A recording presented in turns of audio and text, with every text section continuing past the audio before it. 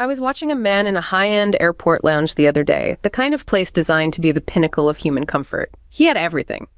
The $5,000 watch, noise-canceling headphones, and a suite of devices connecting him to the entire world. He looked like the ultimate success story. But then a minor flight delay was announced. Just 40 minutes. The transformation was instantaneous. His face flushed a deep, mottled red. He began pacing a tight, frantic circle, his breathing becoming shallow and jagged. He wasn't just annoyed, he was in a full-blown physiological red alert. Watching him, you'd think he'd just spotted a predator in the tall grass rather than a minor scheduling hiccup. It was a bizarre, jarring sight. A man in a climate-controlled sanctuary, his body reacting as if he were being hunted for sport. When he finally sat back down, he didn't reach for a book or a breath of air. He started scrolling fast. His thumb was a blur, flicking through endless feeds of loud, fragmented videos and outraged bait headlines. He looked like he was trying to self-soothe, but his eyes stayed wide and hypervigilant. He was trapped in a loop, using the very digital noise that overstimulated him to try and escape his own internal alarm. It made me realize that we aren't really living in these modern cities. We're being biologically audited by them. We've built a world of supernormal stimuli, limitless calories, infinite information, and constant social comparison, and dropped a creature designed for the Pleistocene savanna right into the middle of it. We call this progress, but to our ancient hardware, it feels more like a high-pressure zoom. The most unsettling part isn't that we're stressed, it's that our diseases of modernity, from chronic anxiety to the sudden collapse of birth rates in our most successful hubs, might not be malfunctions at all. They might be the perfectly logical output of an ancient survival algorithm running in a world it was never meant to see. We are essentially running Stone Age software on a 21st century server, and the system is starting to glitch. That observation, that image of the man in the lounge, it really gets to the heart of what we're talking about today. It does. Because you see that kind of reaction to a tiny inconvenience, and you realize this isn't just, a cultural problem. No, it's not a character flaw. It feels deeper. It feels biological. It's exactly what you said. Yeah. It's the logical output of an ancient system. The system is working perfectly, but it's in an environment that is just completely alien to its design. So we have to look at these things, the anxiety, the constant distraction, even some of these huge societal shifts, not as failures, but as predictable consequences. As predictable consequences of a profound ecological mismatch. Our operating system was calibrated for a very specific world. And when you drop it into this one, you're going to get maladaptations. The system is just doing what it's programmed to do. Right. So that's really our mission for this deep dive.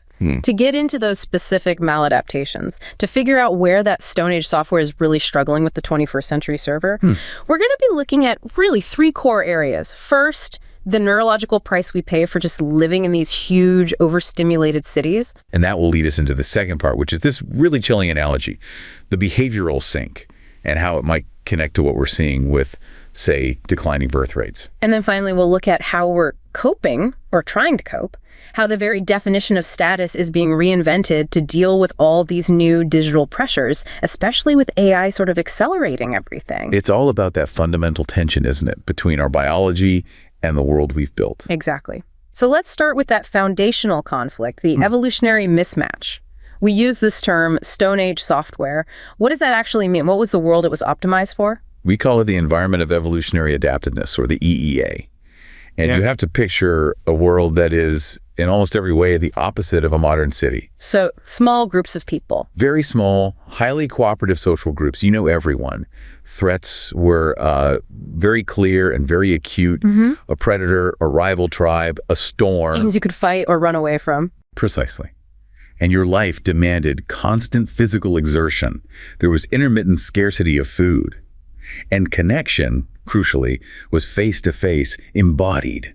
Everything about our neurobiology was fine-tuned for that world. And the modern city is basically the antithesis of all of that, which brings us to this idea of supernormal stimuli. Right. Supernormal stimuli are exaggerated versions of things that used to be valuable signals for survival. Give me an example. Okay, so in the EEA, a small, sweet red berry was a great caloric signal. It was rare and valuable. Today's world gives us, well, an entire aisle of candy, brightly colored, infinitely available, with 1,000 times the sugar concentration. So it's our ancient brain seeing a signal it understands, but dialed up to an insane degree. Dialed up to 11, exactly. And the city does this with everything. Limitless food, infinite and often contradictory information, constant social comparison through the screens. Our brain was never designed to handle inputs at this intensity. It's why some researchers call the modern city a high-pressure zoo. It's a perfect analogy. We've put this Pleistocene hunter-gatherer brain in an enclosure it doesn't understand, and we're just bombarding it with triggers. And our innate behavioral programs, the ones that saved our lives for millennia, are now firing inappropriately all the time. Which goes directly back to the man in the airport. His system wasn't malfunctioning, it was misinterpreting the signal. A flight delay became a predator in the grass. And that mechanism, that misinterpretation, is explained beautifully by the smoke detector principle. The SDP. It's absolutely fundamental to understanding modern anxiety. It's about why our internal threat detection system is, by design, incredibly error-prone and hypersensitive. So explain the cost-benefit analysis from natural selection's point of view. Okay, think about it like this. You're in the EEA. You hear a rustle in the bushes.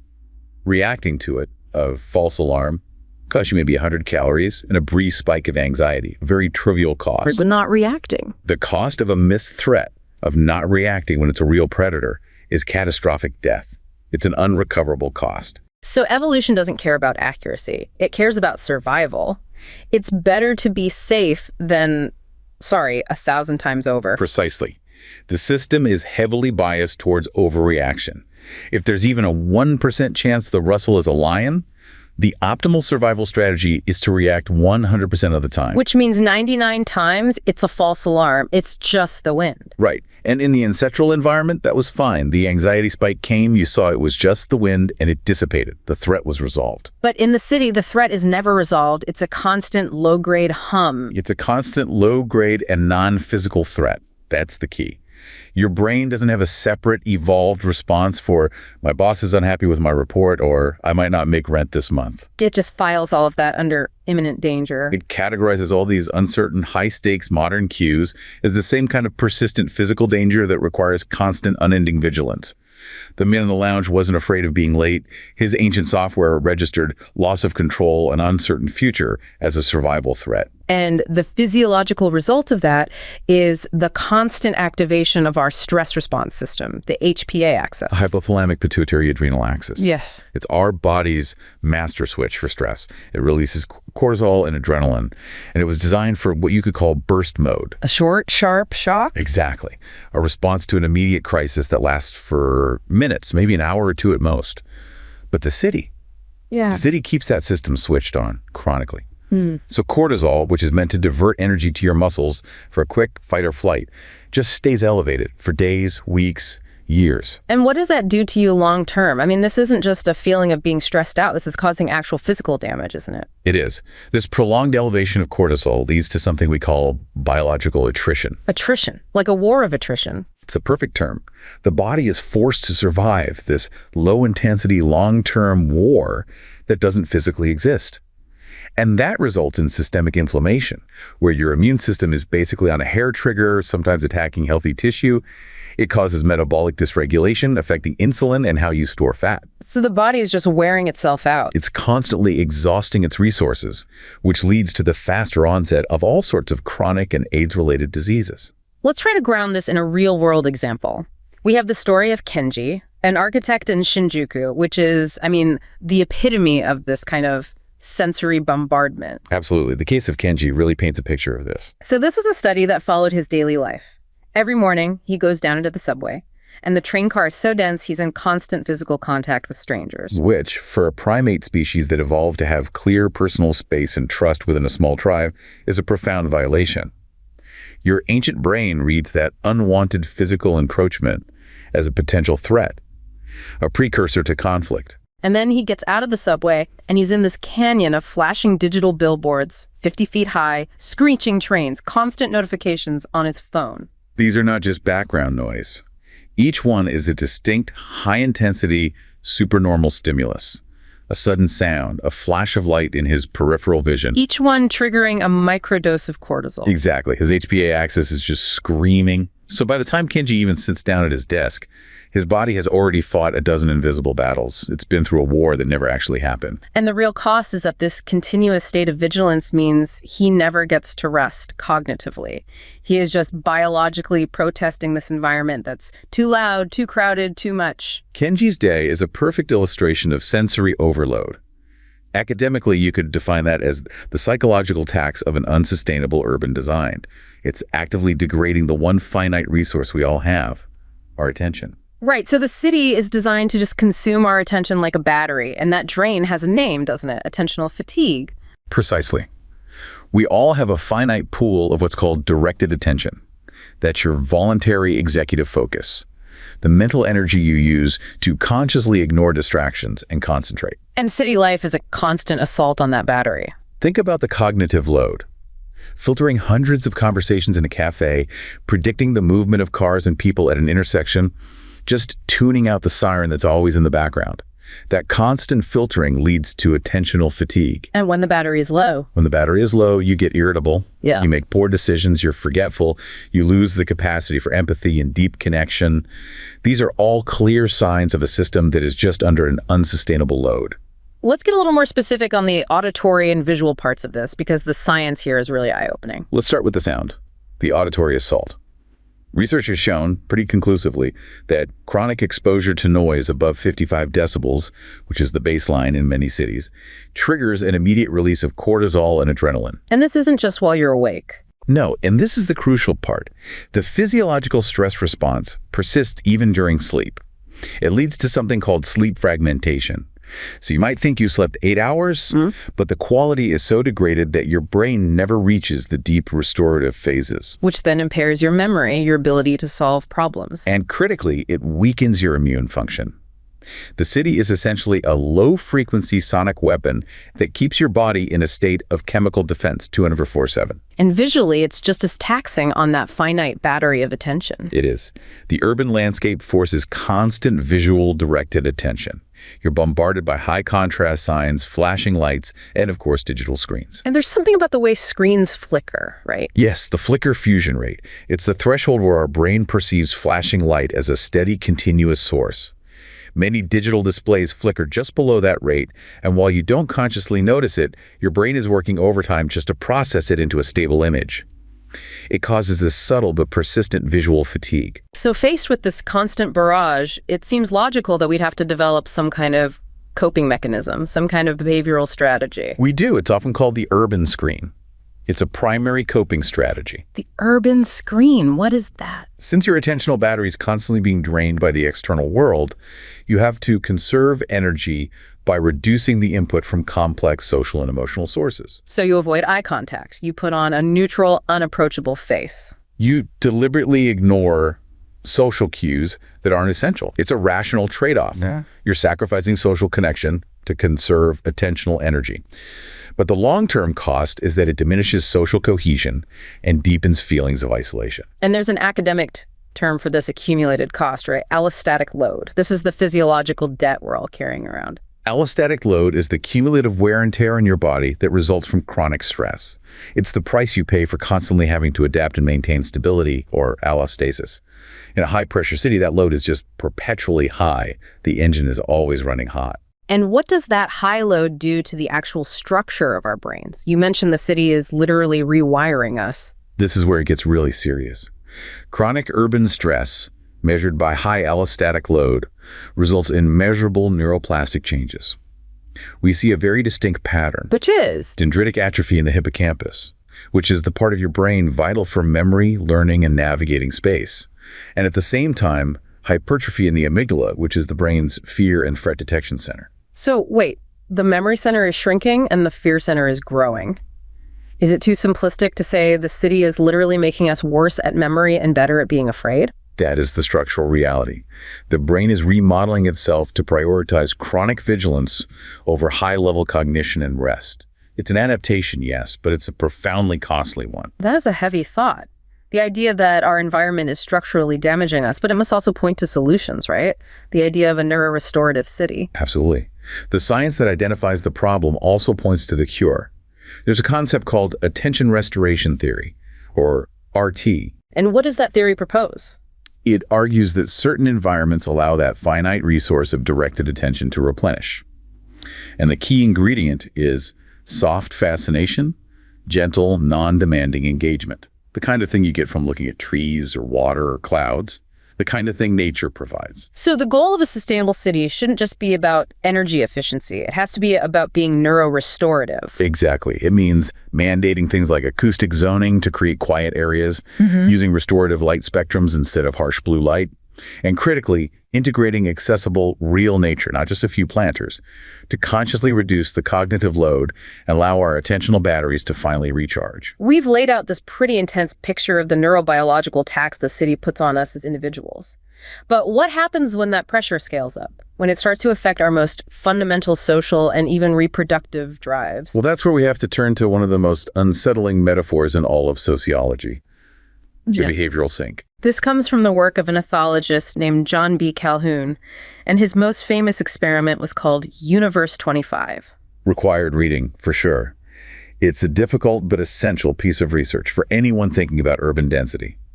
It ran for 4 years, from 1968 to 1972. They described the setup for us, because from the outside, it looked like a paradise for these mice. It was designed to be utopia, a perfect, contained world that eliminated all the traditional pressures of survival. It was climate controlled, it had unlimited food and water, no predators, no disease. It was built to comfortably house up to 4,000 mice. The assumption being that with infinite resources, the population would just grow and grow. That was the hypothesis. But it's not what happened at all. The population peaked way, way below capacity at just 2,200. And then it completely collapsed. Extinction. And Calhoun gave this collapse the name, the behavioral sink. Yes. Because the collapse wasn't driven by any kind of physical scarcity. They had everything they needed. It was driven by overwhelming social density, too much interaction. The population went through 4 phases: adaptation, then rapid growth, then a plateau, and then just terminal decline and extinction. So what were the actual behaviors? What were the pathologies that took hold when the sink developed? They were systematic and frankly, horrifying. The females, for example, experienced widespread reproductive failure. Many couldn't carry pregnancies to term. Many died during delivery. And the ones that did give birth? Of the few successful births, a huge number of the mothers showed a complete breakdown in maternal functions. They would abandon their young, forget where they put them, or even fail to protect them from attacks. Infant mortality in the most crowded pens hit 96%. 96%. That's functional extinction right there. What about the males? What happened to their social structure? It completely dissolved. You saw a whole spectrum of dysfunction. Some males became hyper-aggressive, attacking others for no reason, but even more became profoundly withdrawn. Withdrawn how? There was sexual deviation, some cannibalism, but the most common response was this pathological withdrawal.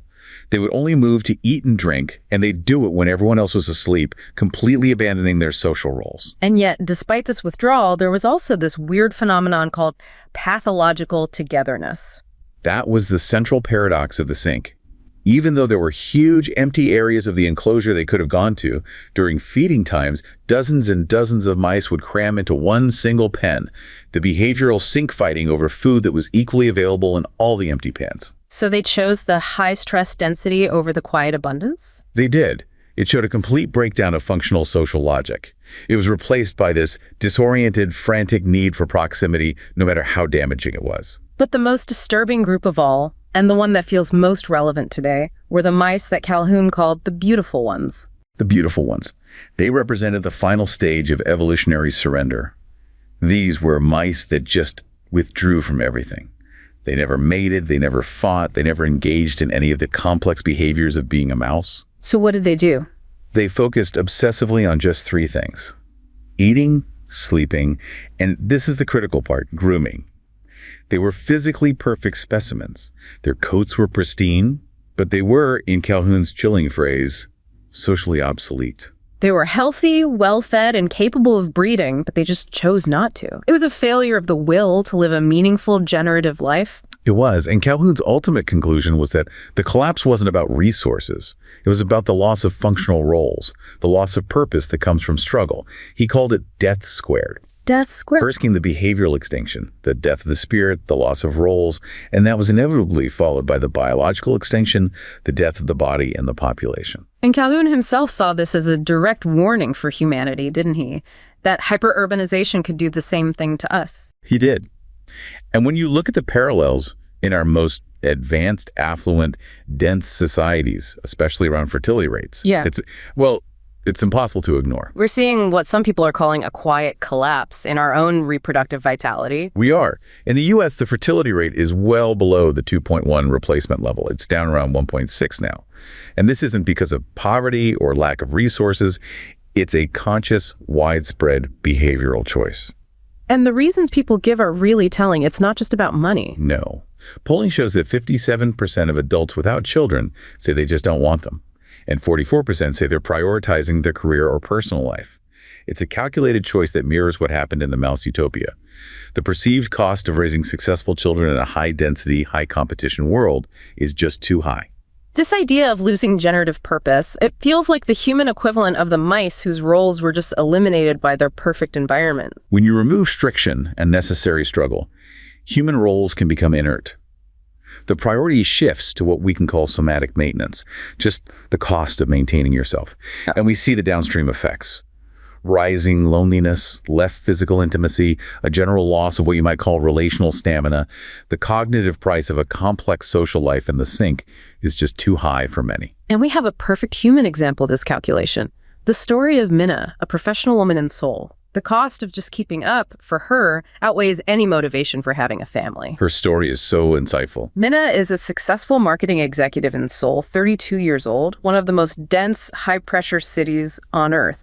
And she's made a conscious decision not to have children. And when you look at it through this evolutionary lens, you see it's not a selfish choice, necessarily. It's an adaptive survival mechanism. Explain that. For her, the cost of somatic maintenance, keeping her career on track, investing in her health, her fitness, her appearance, is so incredibly high that there's just no surplus energy or money or cognitive bandwidth left for the immense investment of parenting. So her brain is essentially doing a cost-benefit analysis and concluding the environment is too competitive. Her brain is interpreting the urban ecosystem as a high-stakes behavioral sink, and it's hitting a biological pause button on reproduction. The most rational protective move for her is to focus entirely on self-preservation and, like the mice, self-grooming. She's a modern human version of the beautiful ones. And that link between the beautiful ones and modern digital culture is maybe the most unnerving part of this. They obsessively groom themselves. We obsessively curate our online selves. The parallel is profound. Digital culture incentivizes the exact same thing. Self-curation, performance, and refining the digital image over the messy, difficult reality of real-world commitment. It's a feedback loop of affirmation and comparison. Yes, and like the constant grooming, it's ultimately behaviorally inert. It doesn't build anything. It undermines the trust and sacrifice you need for generative culture, for families, communities, real projects.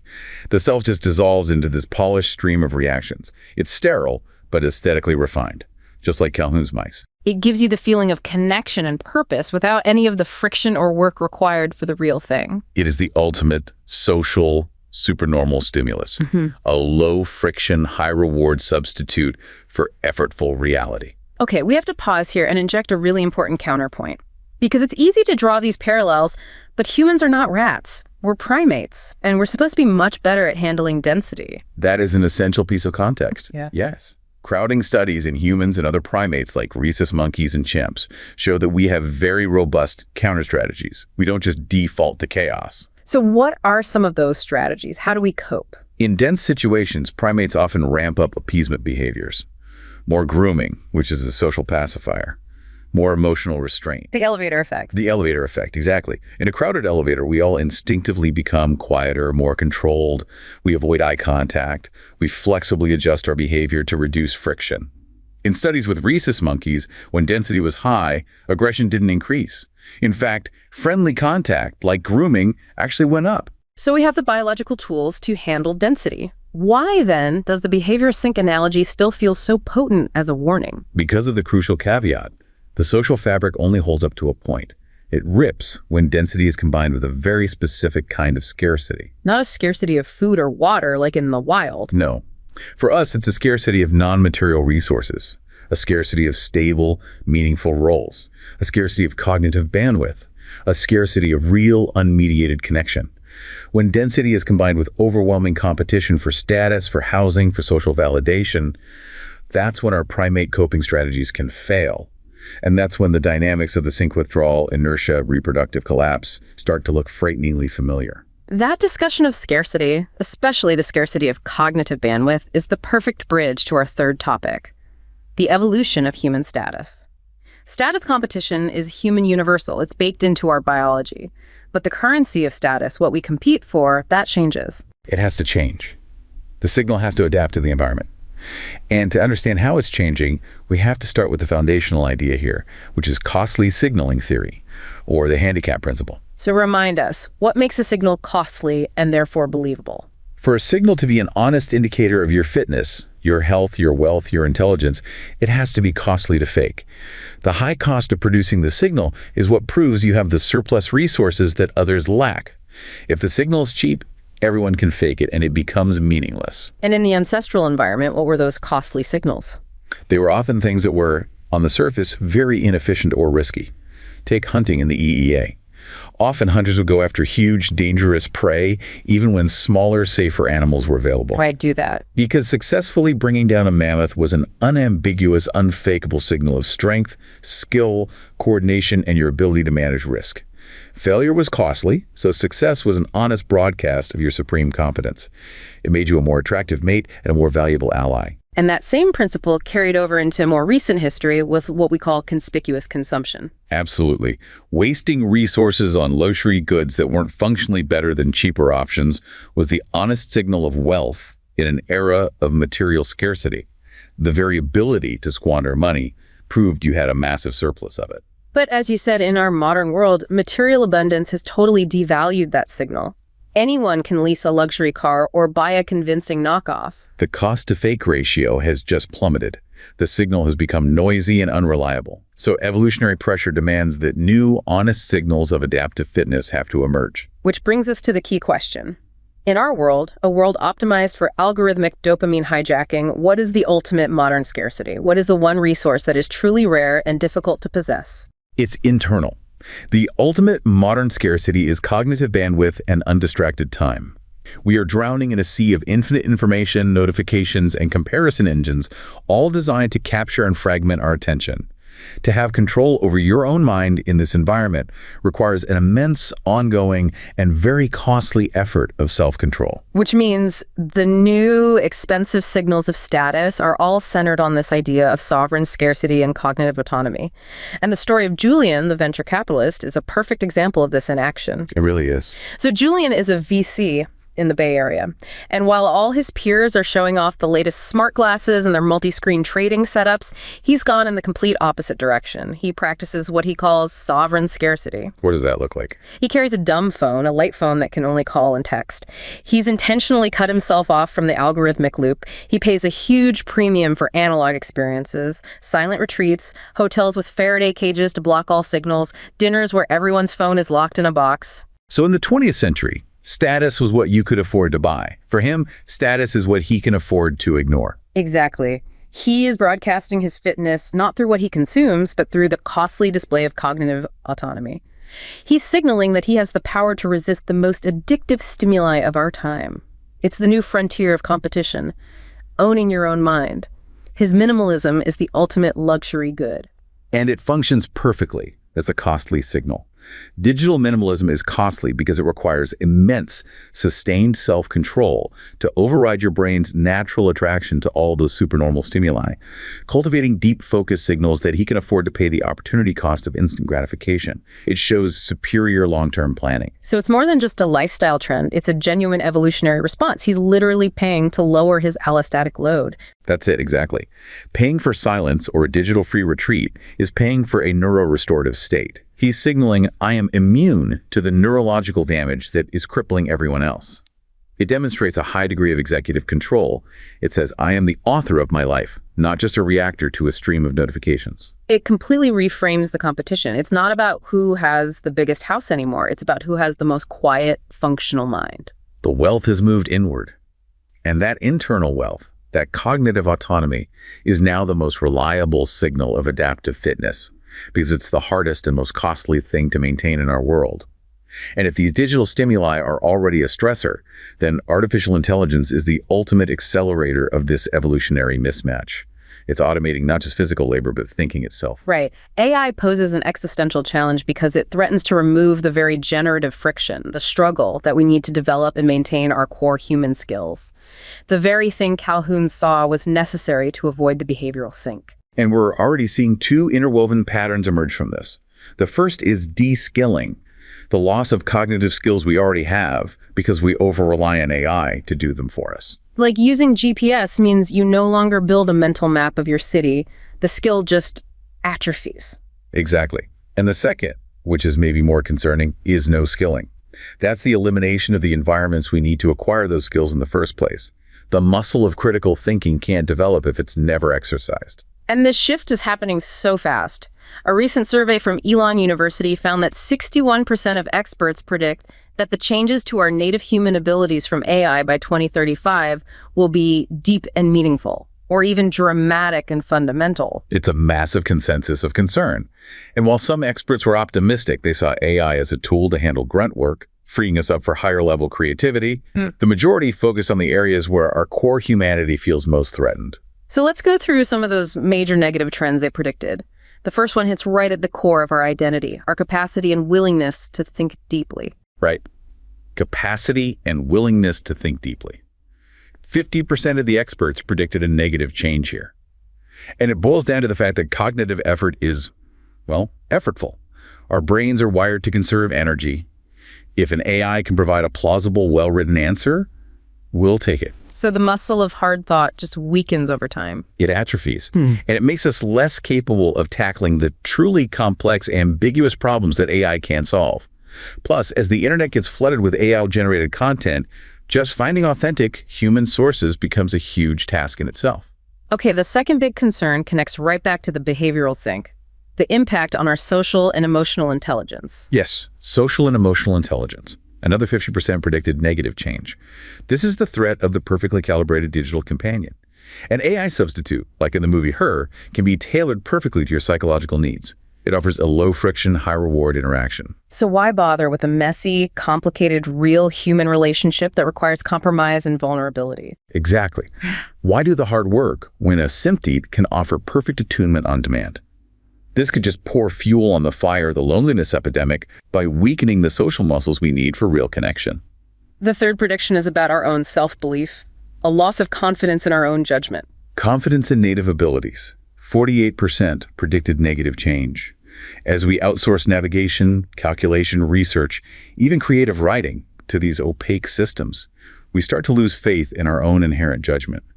Basic skills diminish. And if the system makes a mistake or is manipulated, we might not even have the capacity to notice or correct it. We lose faith not just in the tech, but in ourselves. It erodes self-efficacy. Why struggle to achieve something difficult and build real confidence when an AI can just simulate success for you instantly? And that loss of individual confidence would naturally lead to the next problem, the erosion of any shared reality. Trust in widely shared values and cultural norms.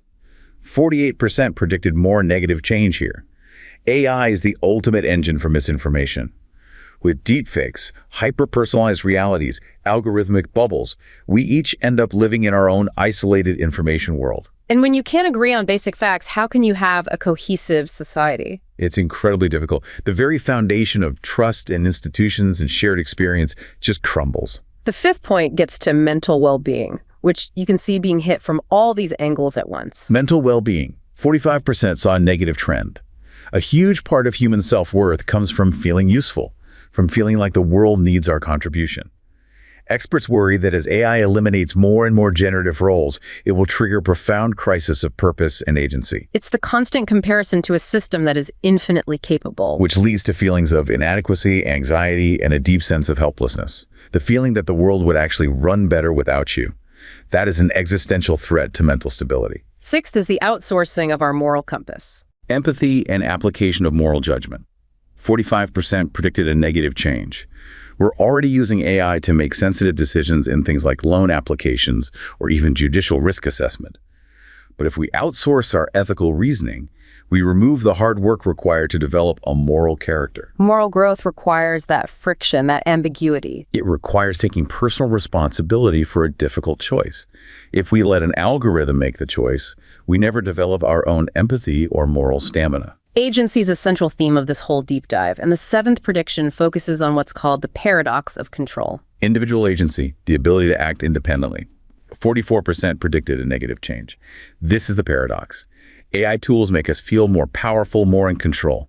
It's a seductive illusion of mastery. But in reality, we're giving up unprecedented control over our choices and our data to the companies that design the algorithms. Precisely.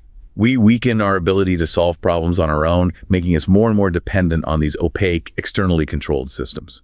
And the last 2 points kind of bring it all together back to the beautiful ones and this issue of purpose. Self-identity, meaning, and purpose in life. 39% predicted negative change. The worry is about the fragmentation of identity. If AI manages our different digital personas, curates our relationships, even writes our communications, where is the authentic self in all of that? And finally, metacognition, the ability to think about our own thinking. Yes, metacognition. 36% predicted a negative change. This is the skill that allows for self-correction and real insight. But when an AI gives you an instant, fluent, plausible answer, the need to step back and analyze your own thought process is just removed. So the huge tension here is that while AI could be a tool for enhancement, the immediate risk is what's called the illusion of competence. We see a fluent, sophisticated output from the AI, and we confuse that fluency with genuine human understanding. It makes us passive spectators in our own lives. Yes, instead of active creators of meaning.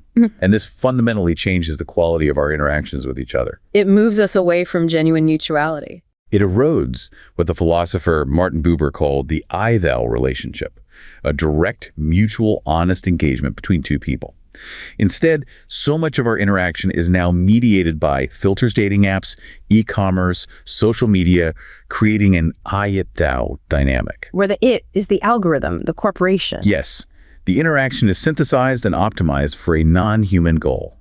And in that filtering process, we risk losing the essential, messy, vulnerable nuances of real human connection. So the takeaway here isn't to be a Luddite, it's that vigilance is an evolutionary necessity now. We have to actively maintain a bright line between what is human and what is machine. If we don't, we risk creating these dangerous dependencies that diminish our own agency and our ability to function without the tech.